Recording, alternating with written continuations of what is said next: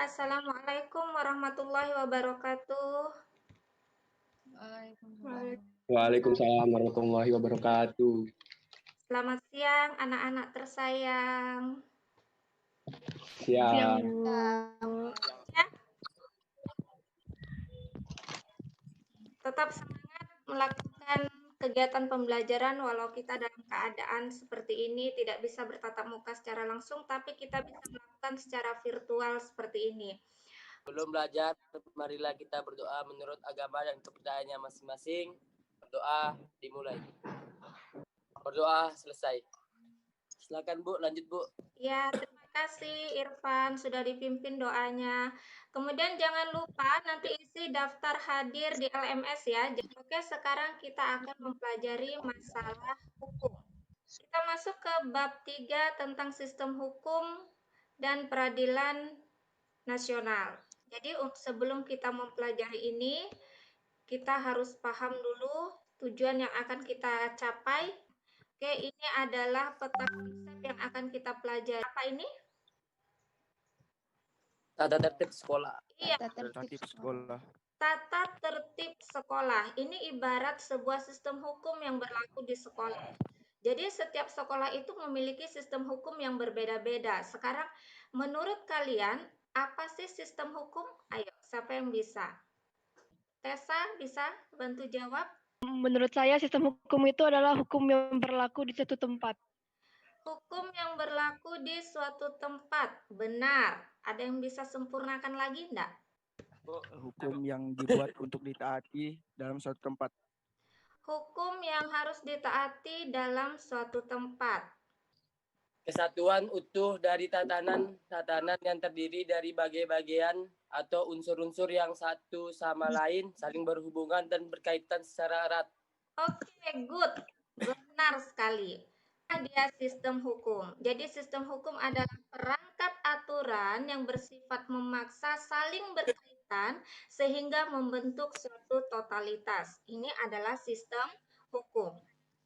Setelah sistem hukum, sekarang apa itu hukum? Suatu peraturan yang dibuat dalam suatu daerah untuk ditaati.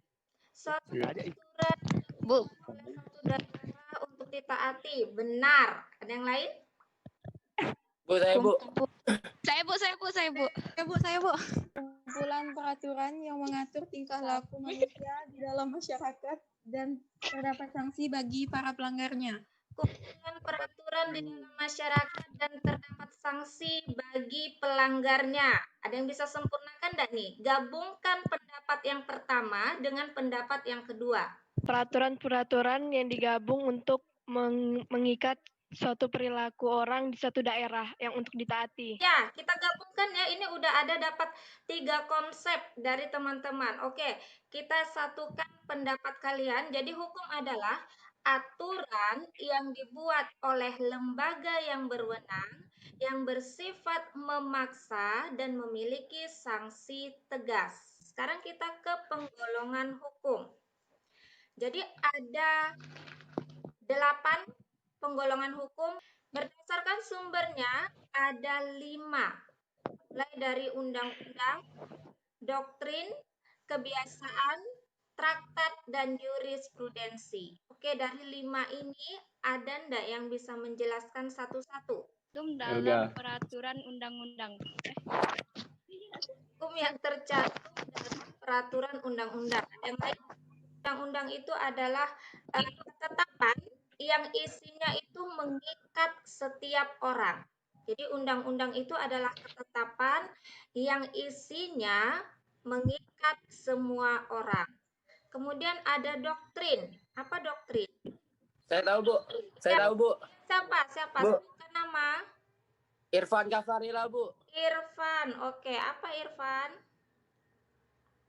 Doktrin adalah sebuah ajaran pada suatu aliran politik dan keagamaan serta pendirian segolong ahli ilmu pengetahuan, keagamaan, ketatanegaraan secara bersistem, khususnya dalam penyusunan kebijakan negara.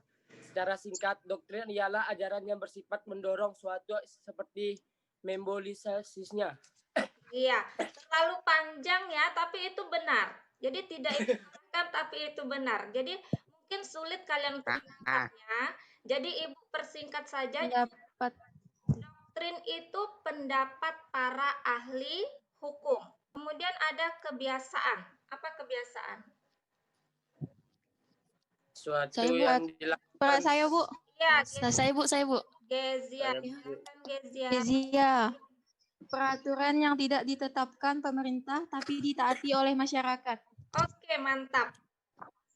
Jadi, kebiasaan adalah peraturan yang tidak ditetapkan oleh pemerintah tapi ditaati oleh masyarakat. Kemudian ada traktat. Apa traktat? Saya, Bu. Siapa? Bu. Dewa. Halo, Bu. Arjuna, Bu. Ya, traktat adalah suatu perjanjian yang dibuat antara dua negara atau lebih dalam bidang keperdataan. Iya, jadi traktat adalah perjanjian dua negara. Good, Dewa. Thank you. Kemudian jurisprudensi. Siapa yang tahu jurisprudensi? Saya, Bu. Siapa? Victoriana. Victoriana. Oke, silakan Victor. Jurisprudensi adalah keputusan hakim terdahulu atau keputusan pengadilan dalam perkara yang belum diatur dalam undang-undang. Oke, jadi jurisprudensi pendapat para hakim terdahulu. Sekarang berdasarkan isinya ada dua, hukum privat dan hukum publik. Hukum privat ini hukum yang mengatur kepentingan antar warga negara. Kalau hukum publik ini mengatur kepentingan publik atau kepentingan umum. Contoh hukumnya hukum pidana dan hukum tata negara, hukum internasional. Kita ke berdasar bentuknya. Jadi ada hukum tertulis dan ada hukum tidak tertulis. Jadi hukum tertulis ini hukum yang terdapat dalam perundang-undangan. Hukum tidak tertulis ini tidak tertulis tapi dipatuhi oleh masyarakat. Kita ke berdasarkan cara mempertahankannya. Ada hukum material, ada hukum formal. Jadi hukum material ini memuat peraturan yang mengatur hubungan antar anggota masyarakat. Kalau hukum formal ini mengatur tata cara melaksanakan dan mempertahankan hukum material. Berdasarkan waktu berlakunya ada ius constitutum, ada ius constituendum. Biasa ius constitutum ini disebut juga dengan hukum positif. Ius constituendum ini hukum negatif. Lanjut, berdasarkan tempat berlakunya. Ada hukum nasional, yaitu hukum yang dibuat oleh negara tertentu dan hanya berlaku dalam batas-batas wilayah tertentu. Ada hukum internasional, ini hukum yang mengatur hubungan antar negara. Berdasarkan sifatnya, hukum bersifat memaksa dan bersifat mengatur. Artinya, aturan hukum bersifat konkret menjadi prioritas untuk dilaksanakan. Kemudian bersifat mengatur artinya mengatur segala tingkah laku manusia dalam kehidupan berbangsa dan bernegara. Berdasarkan wujudnya ada hukum objektif, ada hukum subjektif. Jadi hukum objektif hukum yang lebih menekankan pada substansi hukum itu sendiri yang mengatur hubungan dua orang atau lebih yang berlaku umum. Hukum subjektif, perwujudan hukum objektif yang menimbulkan hak dan kewajiban. Tujuan hukum.